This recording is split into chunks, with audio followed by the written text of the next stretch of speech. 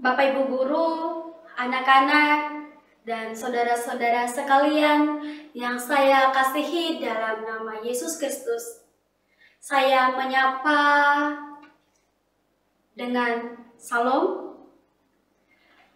Saat ini kita akan mendengarkan firman Tuhan yang terdapat dalam 1 Yohanes 4 ayatnya yang ke-16 yang berbunyi demikian. Kita telah mengenal dan telah percaya akan kasih Allah kepada kita. Allah adalah kasih, dan barang siapa tetap berada di dalam kasih, ia tetap berada di dalam Allah, dan Allah di dalam Dia. Bulan Kitab Suci seperti yang kita rayakan di bulan September ini diberi tema mewartakan kabar baik di tengah krisis iman dan identitas. Bapak Ibu dan anak-anak sekalian, saat ini saya akan memberikan sebuah ilustrasi bagaimana kita bisa mengenal dan percaya kepada Yesus Kristus. Ini buah jeruk. Kalau kita lihat dari luar, hanya kita bisa melihat warnanya orange dan kita tahu bentuknya. Tapi kita tidak tahu rasanya bagaimana. Bagaimana caranya saya tahu rasa jeruk ini? Maka saya harus membuka kulit jeruknya. Setelah dibuka kulit jeruknya, saya bisa melihat ternyata jeruk ini memiliki banyak serat. Dan di dalamnya ternyata jeruk memiliki biji. Dan terdapat bulir-bulir jeruk. Saya akan merasakan jeruk ini manis, asam, atau pahit. Ternyata jeruk ini rasanya manis. Apa yang bisa kita ambil dari ilustrasi ini? Saudara-saudara, bagaimana kita tahu bahwa Allah itu Dia memiliki sifat atau karakter yang mengasihi manusia? Kita akan mengetahuinya lewat Alkitab ini. Seperti jeruk tadi, kita membuka dan kita merasakannya. Kita tahu isinya apa di dalamnya. Rasanya seperti apa. Demikian juga Yesus. Dari mana kita tahu Allah itu kasih? Itu dari Alkitab. Kita baca tiap hari. Kita mengetahui, oh iya ternyata Yesus itu luar biasa baik. Oh iya ternyata Yesus itu membuktikan kasih yang nyata kepada kami lewat pengorbanannya. Karena sesungguhnya semua tentang Allah kita tahu di dalam Alkitab. Tidak ada yang lain.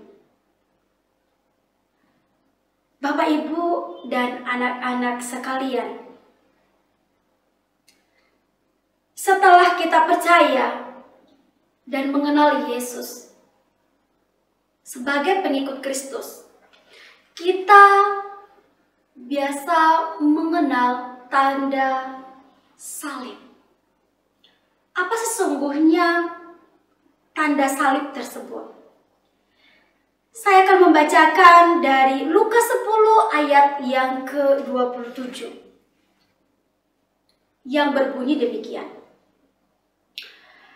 Kasihilah Tuhan Allahmu dengan segenap hatimu dan dengan segenap jiwamu dan dengan segenap kekuatanmu dan dengan segenap akal budimu dan kasihilah sesamamu manusia seperti dirimu sendiri.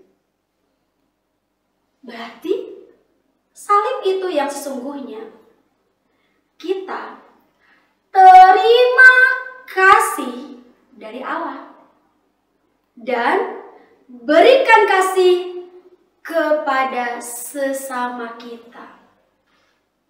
Kita jangan jadi objek kasih aja, tapi biarlah kita menjadi saluran berkat kasih itu kepada sesama kita. Ketika kita menyatakan diri kita sebagai pengikut Kristus, tapi tidak memiliki kasih, berarti itu hanya sebagai label saja. Kita menjadi pengikut Kristus yang gagal. Bagaimana cara kita mewartakan kepada sesama kita, apalagi yang bukan pengikut Kristus?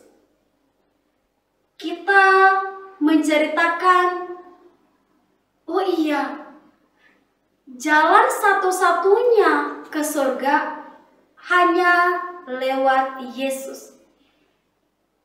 Bagaimana caranya kita mengenalkan Allah kepada sesama kita?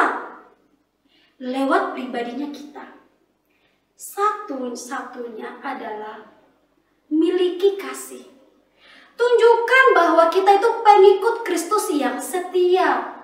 Lewat pribadi kita, memang setiap orang bisa membaca kita seperti kitab ini. Kita siap dibaca bahwa di dalam diri kita ada Yesus Kristus. Tujuan akhir dari kasih Allah bukanlah diri kita sendiri, melainkan orang lain. Kita jangan hanya sekedar terima kasih dari Allah, tidak pernah salurkan kasih. Saya memberikan satu contoh ya, bagaimana saya di masa pandemi, masa COVID-19 ini, pernah satu hari di bulan April kalau tidak salah, saya bergumul bagaimana saya caranya keluar dari masalah saya. Ternyata Tuhan menunjukkan kasih-Nya lewat teman. Diperlihatkan oleh Tuhan bagaimana saya bisa keluar dari pergumulan saya. Saya bisa melihat kasih Allah yang sesungguhnya lewat pribadi teman saya. Mereka menolong saya, mereka peduli kepada saya, mereka mengasihi saya. Sehingga saya benar-benar menyatakan, terima kasih Tuhan. Saya lebih mengenal Allah lagi, mengenal Tuhan lagi lewat teman-teman saya. Mari Bapak, Ibu, anak-anak, dan saudara-saudara sekalian, lewat pribadinya kita, lewat cara bicaranya kita, lewat tindakan kita, apalagi di masa pandemi sekarang, mari kita lebih peduli. Jangan jadi manusia yang egois, tapi tunjukkan kasih kepada sesama. Ketika teman-teman kita itu terkena positif COVID-19, apakah kita sudah menjadi pendoa buat mereka? Mari kita renungkan di dalam diri kita, agar kita bisa menjadi pengikut Kristus yang bisa mewartakan kepada sesama kita betapa kasih itu nyata di dalam diri kita, dan kita berbagi kasih itu kepada sesama kita. Dan akhirnya setelah kita mengaku mengenal dan percaya kepada Yesus dan sudah menerima kasih itu, biarlah kita mewarnai hidup kita setiap hari dengan kasih, dan kita menjadi pewarta berita kasih dan keselamatan di tengah-tengah masa pandemi sekarang ini.